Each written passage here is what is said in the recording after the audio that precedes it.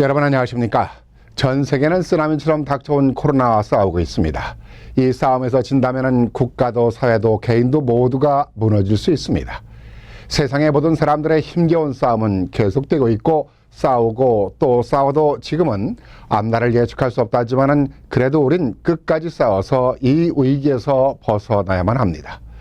그런데 나 혼자만 편리하고 이익을 얻기 위해서 규칙과 규정을 무시하는 사람들이 있습니다. 이런 사람들이 방역을 무너뜨리고 위기를 더욱 혼란스럽게 하고 있습니다. 아직도 미국 내에서는 많은 감염자가 확산되면서 사상 최고치를 기록하고 있습니다.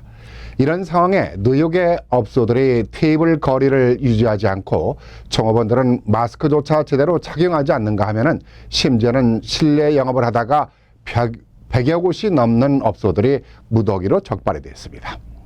행정당국은 이들 업소에 대해서 영업 정지와 주류 허가를 정지시키는 등 강력한 처벌을 내릴 것으로 보입니다.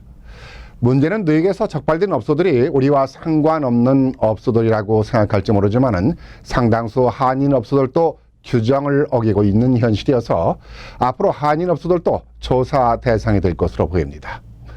그래도 한인 업소들은 규정을 잘 지키니까 문제가 없으리라 생각을 했습니다만은 최근 들어서는 뉴저지 팰리세이드 파크에 위치한 한인 식당에서도 한 번도 아니고 두 번씩이나 실내 영업을 하다가 적발되면서 경찰이 출동하는 사태까지 일어났습니다. 이 업소 말고도 벨파크 한인 중심 지역에 있는 식당에서 불법 실내 영업을 하는 모습이 목격되고 있습니다.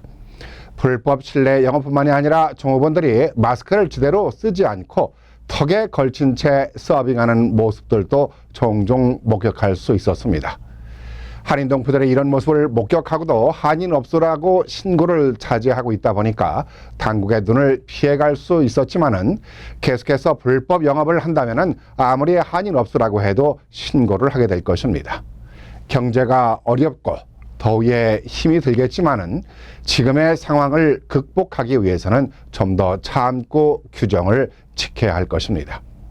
미국에서는 다양한 인종이 모여 사는 곳이라 어느 인종에서 잘못하면은 인종 전체가 그러니까 싸잡아 비난이나 피해를 당하게 됩니다.